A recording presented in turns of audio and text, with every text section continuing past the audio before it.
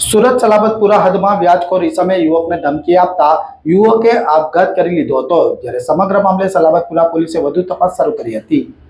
સુરતના સલાબતપુરા વિસ્તારમાં વ્યાજખોર ઈસમની ધમકીના પગલે એક યુવકે આપઘાત કરી લેતા સમગ્ર વિસ્તારમાં ચર્ચાનો દોર પડ્યો હતો. વ્યાજખોરના કારણે એક યુવકે આત્મહત્યા કરી લેતા લોકોમાં ભયનો માહોલ પણ જોવા મળ્યો હતો. મૃતકના પરિવાર દ્વારા વ્યાજખોર પર આરોપ લગાવવામાં આવ્યા હતા. મૃતક વ્યાજખોરે ધમકી આપી રહ્યો હોવાનું પરિવારે જણાવ્યું હતું. ધમકીથી કંટાળીને યુવકે આત્મહત્યા કરી લીધાનું પરિવારે પોલીસને પણ જણાવ્યું હતું. તે સમગ્ર મામલે સલાબતપુરા પોલીસે વધુ તપાસ શરૂ કરી હોવાની વિગતો પણ જાણવા મળી હતી. मेरा नाम रिजवान शेख, उमरवाड़ा सलीम नगर।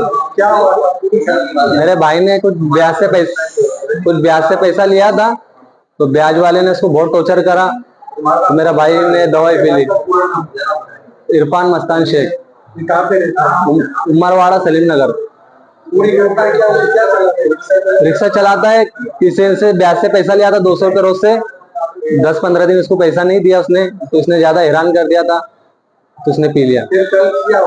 कल और हॉस्पिटल के अंदर आया था कर्जे वाला, कह रहा था कि फटाफट अच्छा हो जाएगा तो मेरा पैसा वापस चालू कर देना। ये कौन सा हॉस्पिटल है? ये आया था सिविल के अंदर, नवी सिविल में। कल कितने बजे एडमिट? कल तो नहीं आया था, ये एक दिन पहले आया था। एडमिट तो कौन है? एडमिट होया था ये 15 तारीख के दिन, बुधवार के दिन। इसकी मौत आज कल हुई 10 बजे। क्या मैसेज दोगे कि ब्याजखोरी के लिए आप क्या मैसेज? मैं देना चाहता हूँ कि ब्याजखोरी के ऊपर से इनके ऊपर कार्रवाई करना चाहिए, इनको सजा मिलनी चाहिए। अगर आज इसको सजा नहीं मिली तो दूसरे भी ऐसे करेंगे सर। तो कौन सा ब्याज देना? इसका नाम वसीम करके है, मेरे भाई ने ऐड करा था नंबर, इसके ऊपर लिखा हुआ था वसीम। आप इनके कौन लगते हैं? मैं छोटा भाई लगता हूँ इनका।